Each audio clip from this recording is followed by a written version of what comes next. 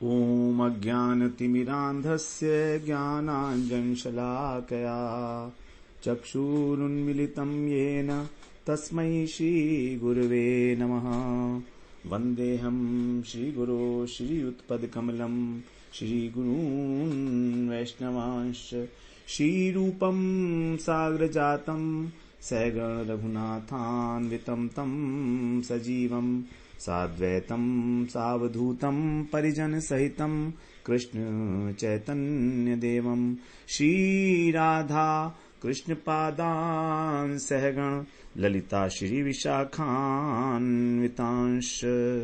तमादिदेवं करुणानिधानं तमालवर्णं सुहितावतारम् अपार संसार समुद्र सेतुं भजामहे भागवत स्वरूपम्।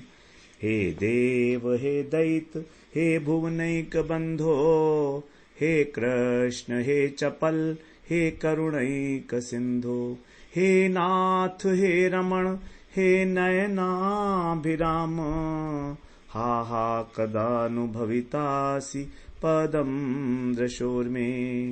श्री कृष्ण चैतन्य प्रभो नित्यानंद श्री अद्वैत गदाधर शिवसदि गौर भक्त वृंद। हरे कृष्णा कृष्णा कृष्णा हरे हरे हरे राम राम राम हरे हरे। हरे कृष्णा। सर्वप्रथम मैं अपने गुरुपाद पद्म ओम विष्णुपाद अष्टोत्तर शत श्री श्रीमद् भक्तिवेदांत माधव गोस्वामी महाराज के चरण कमलों में अनंत कोटि दंडवत प्रणाम ज्ञापन करता हूं। हम लोग श्रीमद् भागवत पुराण का द्वितीय स्कंध में 8वां अध्याय हमने श्रवण किया, जिसमें परीक्षित महाराज जी के द्वारा अनेक प्रकार के प्रश्न पूछे गए सुखदेव जी से, सृष्टि संबंधी कि और समय संबंधी कि कल्प कितना बड़ा होता है, मनवंतर कितना बड़ा होता है, काल का अनुमान कैसे किया जाता है, जीवों की आयु कितनी है, किस प्रकार की गति होती है मनुष्य की जो सत्वगुण रज में है, इस प्रकार से पृथ्वी पाताल ग्रह नक्षत्र इन सब की उत्पत्ति कैसे हुई, इनका ब्रह्मांड का कितना परिमाण है पूरा, यह आप बताइए।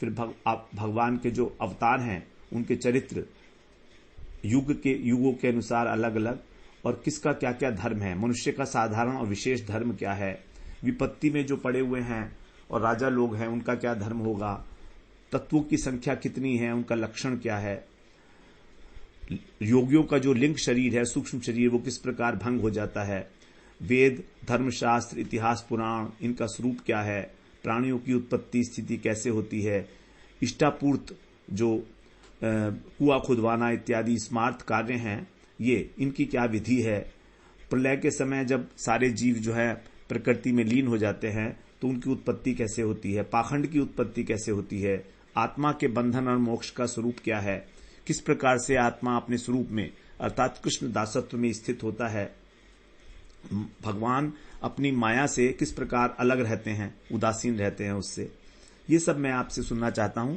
और जो मैंने नहीं पूछा है वो भी आप मुझे बताइए कृपा करके। तो इस प्रकार 8वें अध्याय में हम लोग ऐसे श्रवण किए अनेक प्रकार के प्रश्न।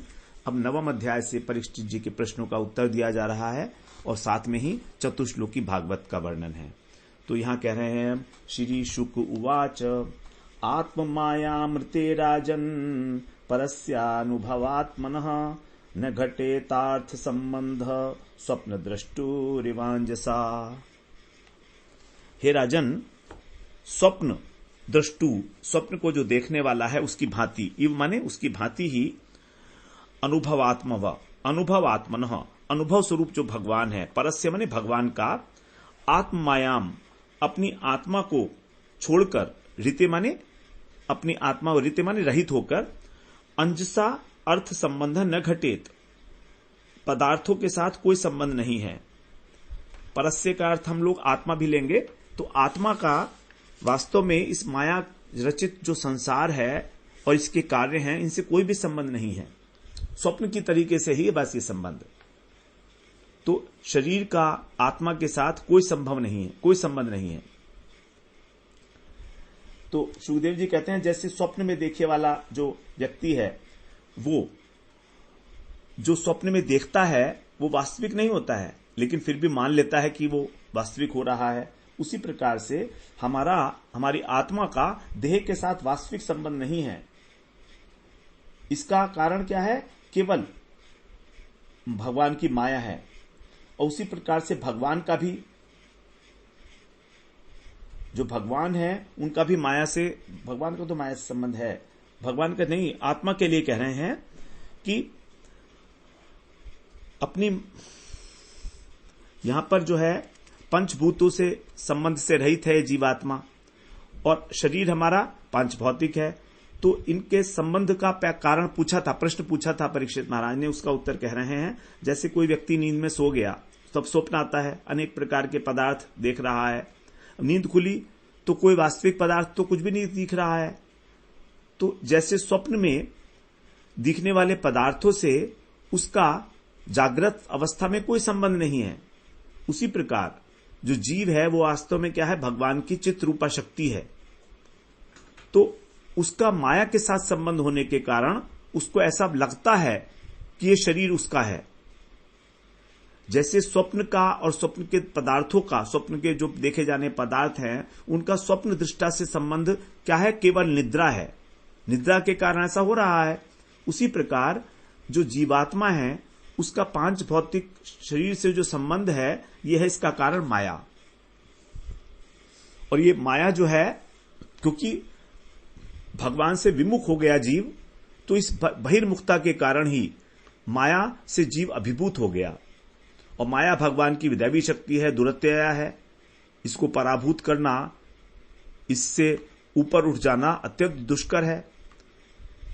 यही माया हमारे अंदर मैं और मेरा का अभिमान पैदा करा देती है। शरीर मेरा है और शरीर से रखने वाले, संबंध रखने वाले सभी संसारिक पदार्थ और व्यक्ति मेरे हैं। तो इस प्रकार का जो अभिमान है, यह हमारा मिथ्या अभिमान है।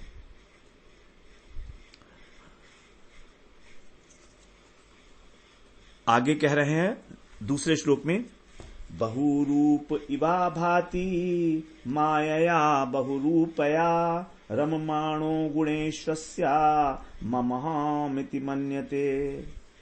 ये जो माया है कैसी है? बहुरूपिणी है, बहुत रूप धारण करके आती है हमारे सामने माया। इस माया के साथ रममाण है, माने खेलता हुआ।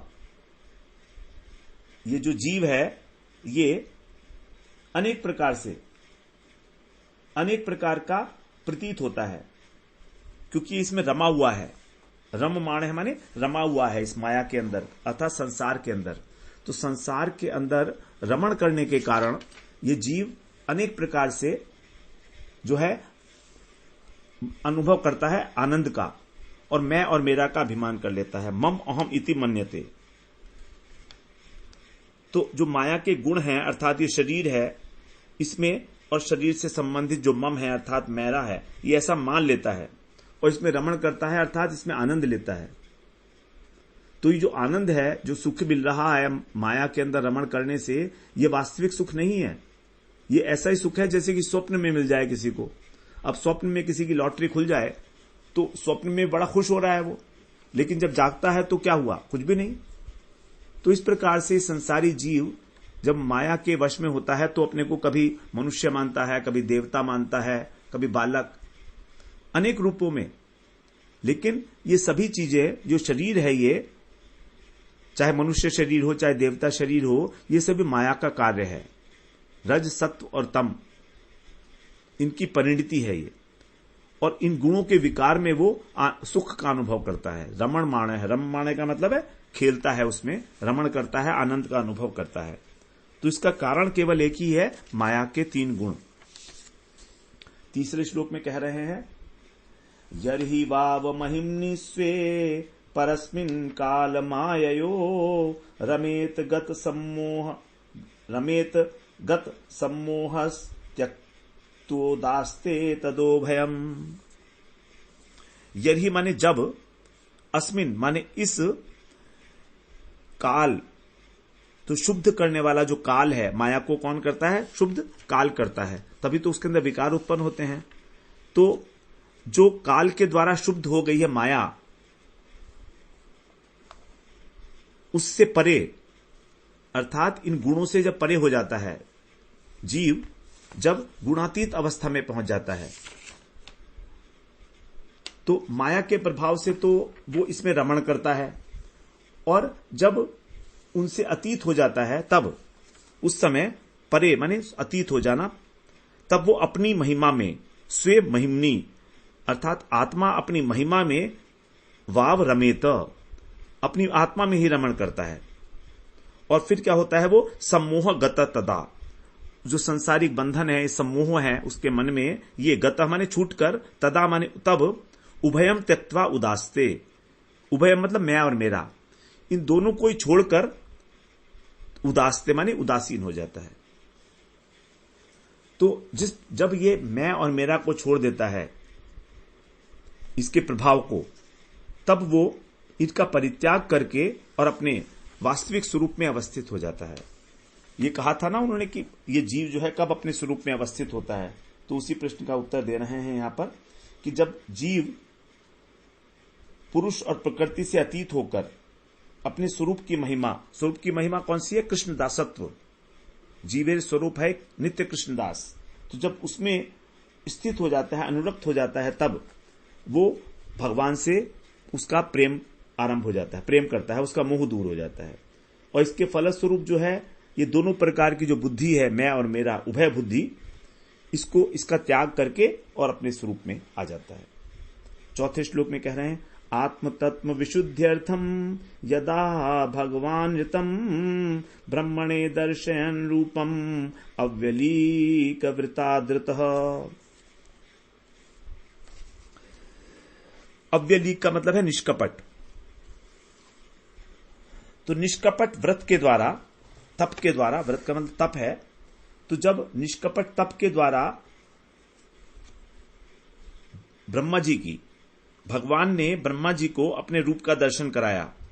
भगवान ब्रह्मणे रूपम दर्शयन, ब्रह्मा जी ने जब तप किया, निष्कपट भाव से तपस्या किया, और उससे संतुष्ट होकर जब भगवान ने उनको अपने सच्चिदानंद स्वरूप का दर्शन कराया, रूपम दर्शयन माने दर्शन देते समय, यत माने जो, आत्म तत्व विशुद्ध्यर्थम, आत्म तत्व की शुद्धि के लिए, अर्थात अपनी आत्मा के शुद्धिकरण के लिए, जो हमारे अंदर अनेक प्रकार के अनर्थ हैं उसको साफ करने के लिए जिस प्रकार का उपदेश दिया था, आह माने वर्णन किया था, अब वो मैं तुमसे बताऊंगा।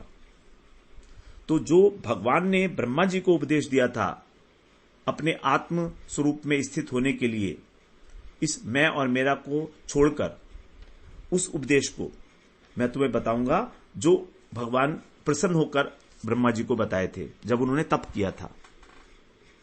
तो ये जो मैं और मेरा है, यही है वास्तव में दोष, यही है अविद्या।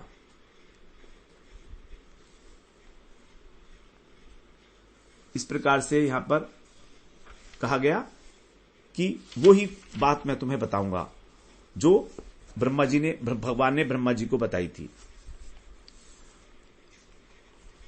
अब आगे कह रहे हैं 5वें श्लोक में, स आदिदेव जगताम परो गुरु, ऐसे बोलेंगे इसको, स आदिदेव जगताम परो गुरु स्वधीश्यमास्थाय शिश्रक्ष्यैक्षत ताम्नाध्य गच्छ दृशमत्र सम्मताम प्रपंच निर्माण विधिर्यया भवत्।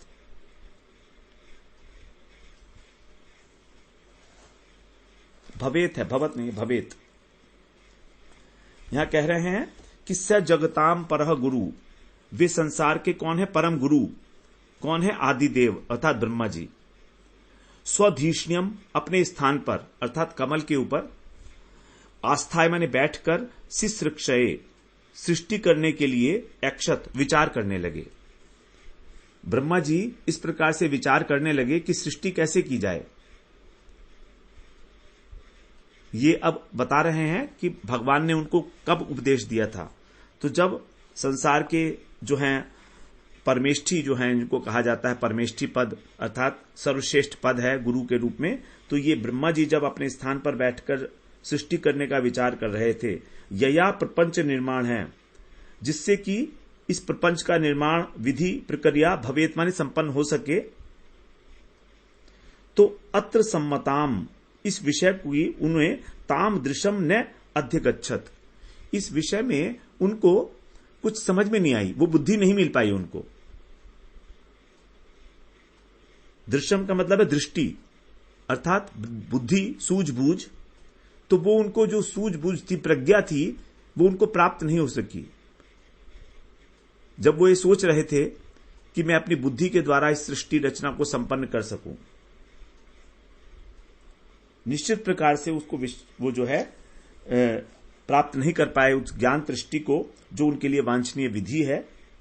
इसलिए अब आगे कह रहे हैं 6ठे श्लोक में, सचिंतयन् द्व्यक्षरमेकदाम्भस् युपाशृणोद दुर्गदितं वचो विभु स्पर्शेषु यत् षोडशमेकविंशं निष्किंचिनानाम यद्धनं विदुः। सचिंतयन्, चिंतन माने कर ही रहे थे चिंतन, वो स माने ब्रह्मा जी, वो इस प्रकार से चिंतन कर ही रहे थे, एकदा माने एक बार। अंभसी, अंभसी का मतलब जल, तो जल में प्रलय समुद्र का जो जल था उसमें विभु माने भगवान जो सर्वव्यापक तत्व हैं, वचः द्विगदितम, वाणी से 2 बार बोले गए, भगवान की 2 बार उनको वाणी सुनाई दी। द्वय अक्षरम, 2 अक्षरों को उन्होंने उपाश्रोथ, पास से ही सुना, ऐसा लगा जैसे कोई पास ही बोल रहा है, बिल्कुल जैसे मेरे सामने ही सम्मुख ही कोई व्यक्ति 2 अक्षर वर्णमाला के बोल रहा है। तो 2 अक्षरों से ग्रथित एक शब्द था, उसको उन्होंने सुना। हे नृप, हे राजन, स्पर्शयोचत यानी व्यंजन अक्षर, जो व्यंजनाक्षर हैं उसके विषय में कह रहे हैं कि व्यंजनाक्षर में जो 16वां, षोडश माने 16वां और एकविंश माने 21वां अक्षर है, अर्थात कैसे आरंभ करके क ख ग घ ज क ख ग घ होता है ना, तो क से आरंभ करके जो 16वां पढ़ता है और जो 21वां पढ़ता है, तो 16वां अक्षर पढ़ता है त और 21वां पढ़ता है प, तो ये त प, ये उनको सुनाई दिया।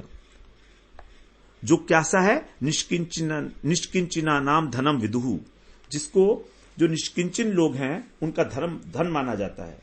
ये तप जो है एकमात्र, जो निष्किंचन साधु हैं उनका ही एकमात्र धन है ये तप।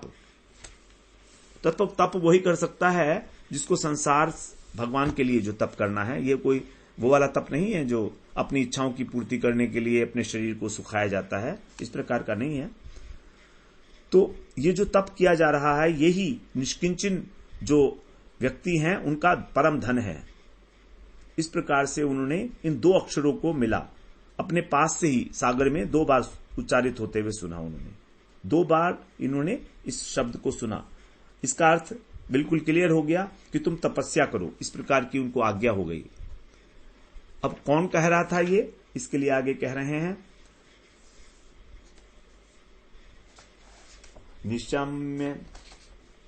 निशम्य तद्वक्त्र दिदृक्षया दिशो विलोक्य तंत्रान्य पद पश्यमान है स्वाधीश्रमास्थाय विमृश्य तद्धितम तपस्युपादेष्ट इवा दधे मनः। निशम्य माने सुनकर, उस वाणी को सुनकर, तद वक्त्र उस बोलने वाले को, दिदृक्षया देखने की इच्छा हुई। जब आवाज सुनाई दे रही तो कोई बोलने वाला भी होगा, तो ब्रह्मा जी की इच्छा हुई कि उसको देखा जाए। तो उन्होंने क्या किया, दृश्य विलोक्य, दिशाओं में चारों ओर देखा गर्दन घुमा के, तत्र अन्यत वहां किसी दूसरे को अपश्यमान बिना ना देखकर, और स्वधीष्ण्यम आस्थाय अपने ही आसन पर बैठ गए आकर, और फिर विमृश्य विचार करके उन्होंने सोचा कि तपसी उपादिष्ट, मुझको ये आज्ञा दी गई है कि मैं तप करूं। इव माने ऐसा समझकर, उस हितम मन आदधे अपने हित के लिए, कल्याण करने के लिए, अर्थात अपनी इच्छा को पूरा करने के लिए कि सृष्टि की रचना किस प्रकार से करनी चाहिए, उन्होंने अपने मन को लगाया तप में। आदधे माने तप में लगाया मन को अपने। उन्होंने तो उन्होंने सोचा इसी में मेरा हित है, तो उन्होंने मन में अपने दृढ़ संकल्प कर लिया कि हां अब मैं तप करूंगा, तभी मेरे अभीष्ट की सिद्धि होगी। इस प्रकार से उन्होंने सोचा ब्रह्मा जी ने। अब 8वें श्लोक में 9वें श्लोक में नहीं 8वें श्लोक में कह रहे हैं दिव्यम सहस्त्राब्धमोघ दर्शनो जिता नीलात्मा विजितो भयेन्द्रिय अतप्यति स्माखिलोकतापनम तपस्तपीयांस तपताम समाहितः। अमोघ दर्शन कैसे हैं ब्रह्मा जी? अमोघ दर्शन अर्थात अमोघ अव्यर्थ ज्ञान वाले हैं। तपताम तपीयम और तपस्या करने वालों में सर्वश्रेष्ठ हैं ऐसे ब्रह्मा जी। ब्रह्मा जी आदि जीव हैं तो अमोघ ज्ञान संपन्न हैं और अत्यंत श्रेष्ठ तपस्वी हैं। उन्होंने दिव्य सहस्त्र अब्दम देवताओं के 1000 वर्षों तक, अनिल माने श्वास, वायु होता है ना अनिल, उसको श्वास को, और जित आत्मा अपने मन को जीतकर, उभय इंद्रिय दोनों प्रकार की इंद्रियों को विजित माने वश में करके, कर्मेंद्रिय और ज्ञानेन्द्रिय इन सबको समाहित माने एकाग्र होकर, अखिल लोक तापनम सब लोकों को प्रकाशित करने में जो सक्षम था ऐसा तप है, अतप्यस्म ऐसा तप किया। तो इस प्रकार से उन्होंने तप किया कि समस्त लोकों का जो प्रकाश कर सकूं, मैं सृष्टि कर सकूं, इस उद्देश्य के साथ उन्होंने 1000 वर्षों तक, देवताओं के 1000 वर्षों तक तप किया। क्योंकि वो अमोघ ज्ञान संपन्न है और तपस्वी हैं अत्यंत श्रेष्ठ, इसीलिए उन्होंने अपनी सभी इंद्रियों को, मन को अपने वश में करके, तो इस प्रकार का जो आदेश हुआ था उसके अनुसार उपदिष्ट का मतलब आज्ञा। अब आगे कह रहे हैं 9वें श्लोक में तस्मै स्वलोकम भगवान सभाजितः संदर्शयामास परम न यत्परम व्यपेत संक्लेश विमोह साध्वसम स्वदृष्टवद्धि पुरुषैरभीष्टुतम।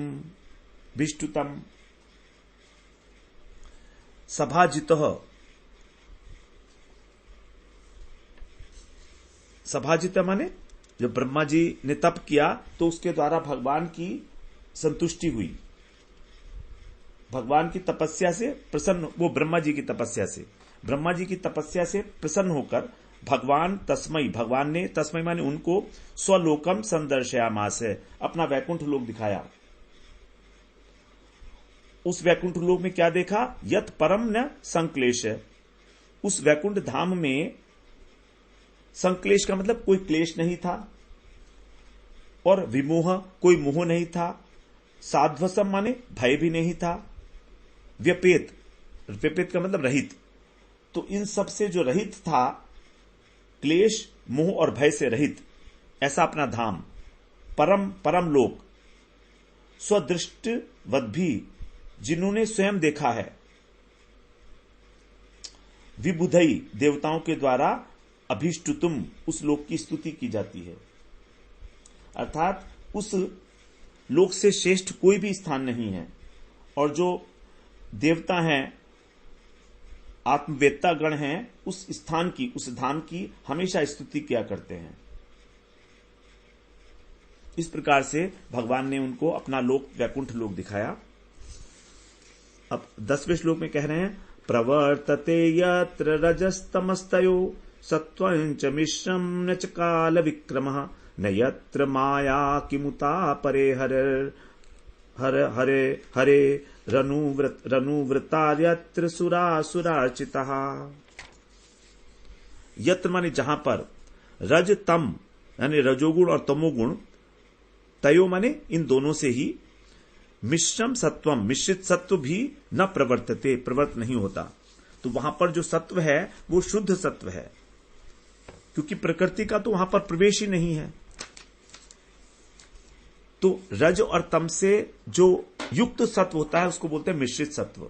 इस संसार में मिश्रित सत्व है, जो हम सत्व बोलते भी हैं वो मिश्रित सत्व है, वो शुद्ध सत्व नहीं है।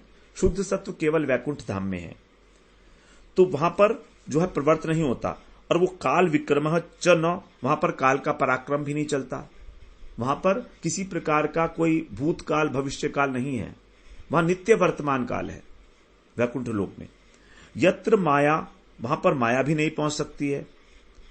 अपरे, अपरे मतलब जो दूसरे हैं, अर्थात जो माया से उत्पन्न हुए हैं, किमुत, वो कैसे जाएंगे? वहां पर किसी प्रकार की ना तो काल का प्रभाव है और ना ही माया का प्रभाव है। तो फिर माया से उत्पन्न जो सुख और दुख इत्यादि हैं वो कैसे जा सकते हैं? और इसके अतिरिक्त राग द्वेष तो बहुत दूर की बात है वहां पर होना। अपरे किमुत, जो दूसरे हैं, जो माया के द्वारा उत्पन्न किए जाते हैं राग द्वेष, ये भी वहां नहीं पहुंच सकते। यत्र सुर असुर अर्चिता, जहां देव और दैत्यों से, देवताओं से और दैत्यों से अर्चिता माने पूजित होकर, हरे अनुव्रता, श्री हरि के जो पार्षद हैं वो निवास करते हैं। भगवान होते हैं वैकुंठ में, उनके पार्षद गण होते हैं। अब भगवान के पार्षदों के विषय में 11वें और 11वें श्लोक में बताएंगे। तो यहां वैकुंठ धाम का वर्णन है कि किस प्रकार का है वैकुंठ धाम भगवान का।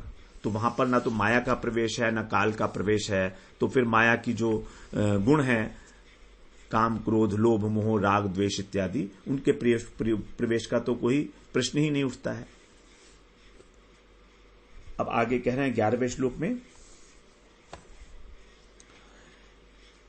श्यामावदाता शतपत्र लोचना पिशंग वस्त्रा सुरुच सुपेशस सर्वे चातुर्बहव उन्मीषण्मणि प्रवेक निष्काभरणा सुवर्चस प्रवाल वैदूर्य मृणाल वर्चस परे स्फुरत कुंडल मौलि मालिनः। बड़ा सुंदर वर्णन है वहां पर कि जो भगवान के पार्षद हैं उनका क्या स्वरूप है, वो कैसे दिखते हैं, यहां बता रहे हैं। सर्वे अवदाता, जो सभी के सब वहां पर पार्षद हैं वो कैसे हैं? उज्जवल हैं। उनका जो वर्ण है वो उज्जवल है, आभा से युक्त है और श्याम कलर है, श्याम वर्ण के हैं। शतपत्र, और उनके जो नेत्र हैं वे कैसे हैं? कमल के समान खिले हुए। लोचना माने नेत्र। और पिशंग वस्त्रा, पीले वस्त्र वाले, पीतांबरधारी। सुरुचा माने सुंदर। सुपेशस माने सुकुमार। और सुवर्चस माने कांति, जिनके शरीर के अंगों से एक आभा निकलती है, कांति निकलती है। और चतुर्वाहव, सब चतुर्भुज हैं, 4 बाहु हैं। उन्मिशन मणि, चमकती हुई मणियां हैं। तो उनके अंग प्रत्यंग अत्यंत कोमल हैं और उनसे सौंदर्य झलक रहा है। 4 भुजाएं हैं और अत्यंत कांतिमय स्वरूप है उनका, प्रभाशाली हैं। मणिमय जटित, जो स्वर्ण के आभूषण हैं। निष्क माने होता है स्वर्ण, आभरण माने आभूषण। तो इस प्रकार का वो आभूषण धारण किए हुए हैं, अलंकृत है उनसे। और प्रवाल वैदूर्य मृणाल, प्रवाल माने मूंगा, मूंगा और वैदूर्य मणि, और मृणाल माने कमल की जो नाल होती है उसको मृणाल कहते हैं। ऐसे कांति वाले, वर्चस्व माने कांति वाले। तो उनकी जो कांति है वो कैसी है? मूंगे की भांति है, वैदूर्य मणि की भांति है और कमल तंतु के भांति है, उज्जवल कमल तंतु के भांति है। और कानों के अंदर क्या है उनके? कुंडल परिस्फुरतः, दमक रहा है कुंडल। और मौली मालिन है, और वो अपने सिर पर जो है मुकुट धारण किए हुए हैं मौली, और गले में उनकी माला, झिलमिलाती हुई माला शोभायमान है। तो सिर के ऊपर मुकुट है, गले में मालाएं हैं, कानों में कुंडल जो है अत्यंत दैदीप्यमान है। उनकी कांति जो है मूंगे के समान, वैदूर्य मणि के समान और उज्जवल तंतु के समान है, कमल तंतु के समान। वो अलंकृत हैं स्वर्णमय और मणिमय आभूषणों के द्वारा। महातेजस्वी स्वरूप है उनका सबका। इस प्रकार से यहां पर बताया। तो यहां पर जीव गोस्वामी बात बताते हैं कि वैकुंठ के अंदर सभी पार्षद श्याम वर्ण के नहीं हैं।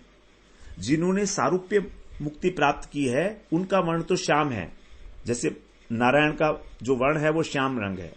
लेकिन उनमें अनेक जो हैं मूंगे के समान वाले वर्ण वाले हैं। यहां पर आया ना, मूंगे के समान। अनेक जो है वैदूर्य मणि होती है गुलाबी रंग की, और मृणाल जिसे कमल की नाल होती है उस प्रकार का वर्ण है। तो 3 प्रकार के जो हैं वहां पर और भी वर्ण हैं। इस प्रकार से यहां पर स्पष्ट किया गया। आगे कह रहे हैं 12वें श्लोक में, भ्राजिष्णुभिर्य परितो विराजते लसद्विमानावलिभिर्महात्मनाम् विद्योतमानः प्रमदोत्तमाद्युभिः सवेद्युतभ्रावलिभिर्यथा नभः। कैसा है वहां पर वातावरण, कैसा है? यथा नभः, जैसे आकाश, सब विद्युत माने विद्युत बिजली के समान, अर्थात जब आकाश में बिजली सुशोभित होती है और वो अभ्रावली भी, घने बादलों की जो मेघमाला है जब उससे वो शोभायमान होता है, ऐसा। और यह विद्योतमान, और जहां पर जो है दैदीप्यमान, विद्योतमान माने दैदीप्यमान, प्रमोदोत्मामः, प्रमदाएं हैं, श्रेष्ठ महिलाएं हैं, द्युभी माने कांति से युक्त हैं, और महात्मनाम लसत, उन महात्माओं के, लसत माने सुशोभित होना, भ्राजिष्णु भी, भ्राजिष्णु माने अत्यंत दैदीप्यमान, तेजोमय। तो वैकुंठ धाम जो है वो महात्माओं के दैदीप्यमान जो विमान है, विमानावली भी, अनेक प्रकार के तेजस्वी विमान है वहां पर उन महात्माओं के, और साथ में वहां पर प्रमोदोत्माना, सुंदर सुंदर जो है वरांगनाएं हैं, कामनियां हैं, तो इनकी कांतियों से परितः विराजते, चारों तरफ अत्यंत सुशोभित हो रहा है। ऐसा कह रहे हैं जैसे साक्षात दर्शन कर रहे हैं सुखदेव जी वैकुंठ धाम के। वैकुंठ धाम में आकाश जिस प्रकार बादलों के अंदर जब विद्युत होती है तो उससे शोभायमान होता है और प्रकाश निकलता है, उस प्रकार से वहां का जो है एटमॉस्फियर है। और अनेक जो वहां पर महात्मा है, वहां पार्षदों को महात्मा कहा गया, तो उनके सबके अत्यंत तेजोमय विमान के समूह हैं, अनेक अनेक प्रकार के विमान हैं जिन पर वो यात्रा करते हैं, चलते हैं बैठकर, और अत्यंत कांति से युक्त जो है वो श्रेष्ठ महिलाएं हैं। इस प्रकार से 13वें श्लोक में कह रहे हैं, शिरीयत्र रूपण्युरुगाय पादयो करोति मानम बहुधा विभूतिभिः प्रेंखम श्रिताया कुसुमाकरानुगैर्विगीयमाना प्रियकर्म गायति। वैकुंठ धाम में जो अनंत संपत्तियों की मूर्तिमती लक्ष्मी जी हैं, वे लक्ष्मी जी कैसी हैं? वो रूपिणी माने साकार होकर वहां पर अनंत कीर्ति, उरुगाय का मतलब होता है भगवान के पादयो, चरणों का, बहुधा विभूति भी, अनेक विभूतियों से, मानम करोति, अर्चन करती हैं। लक्ष्मी जी जो अनेक संपत्तियों की स्वामी हैं, स्वामिनी हैं, वे वहां पर।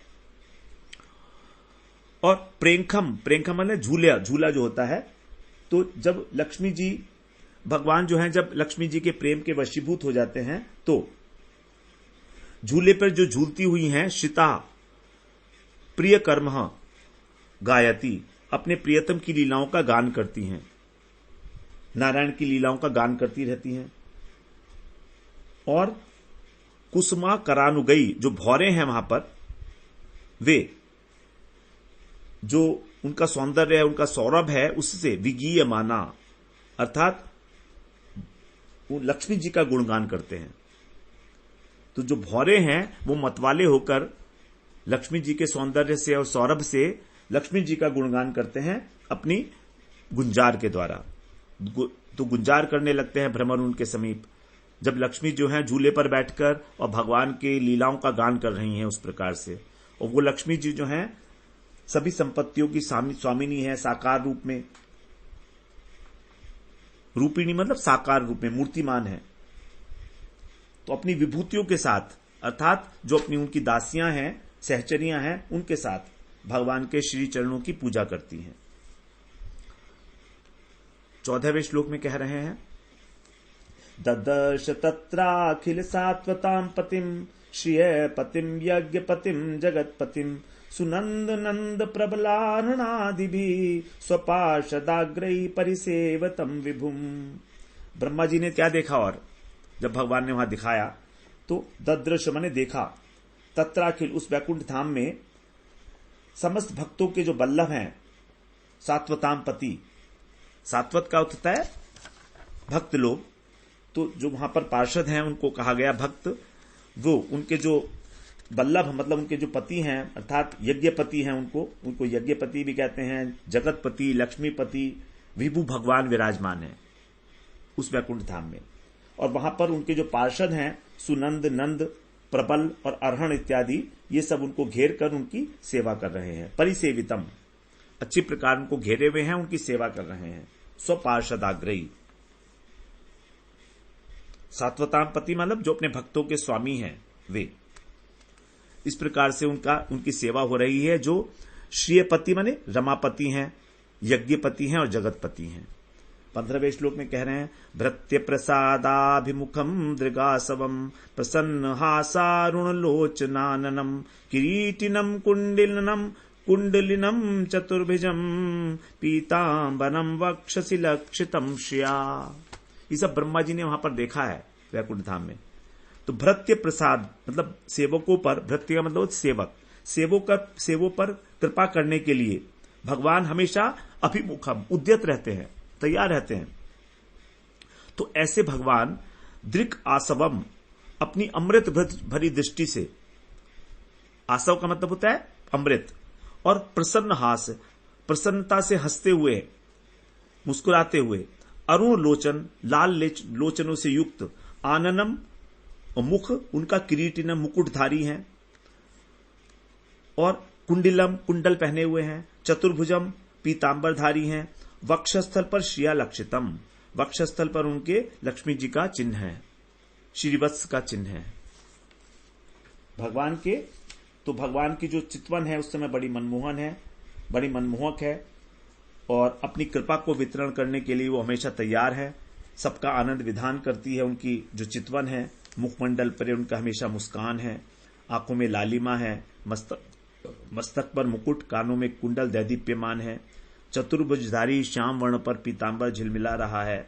वक्षस्थल के वाम भाग में जो लक्ष्मी देवी हैं श्रीवत्स अर्थात स्वर्ण रेखा के रूप में। भगवान के वाम वक्षस्थल पर एक स्वर्ण रेखा है। जो भगवान जो स्वर्ण रेखा है वही लक्ष्मी जी हैं। तो वहां पर सदा विराजमान रहती हैं। लक्ष्मी जी को वो स्थान दिया हुआ है भगवान ने अपने वक्षस्थल के ऊपर स्वर्ण रेखा के रूप में।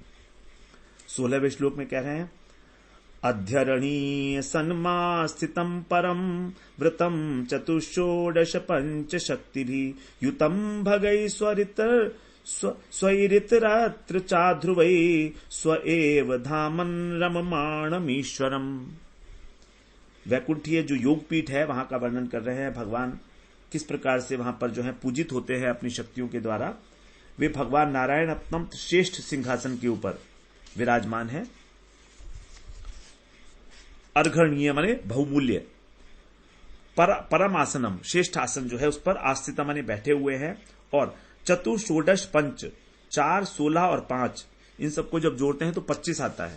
तो 25 तत्वों के द्वारा उनकी जो 25 शक्तियां हैं उनके द्वारा घिरे हुए, वृतम माने घिरे हुए हैं, स्वभगई अपने ऐश्वर्य के से संयुक्त हैं।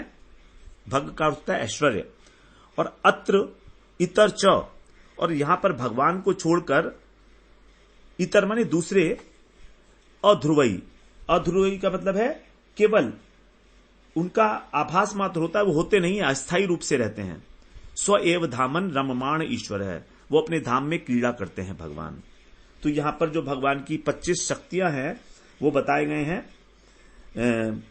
धर्म, ज्ञान, वैराग्य, ऐश्वर्य, ये 4 अंतरंग शक्ति हैं भगवान की।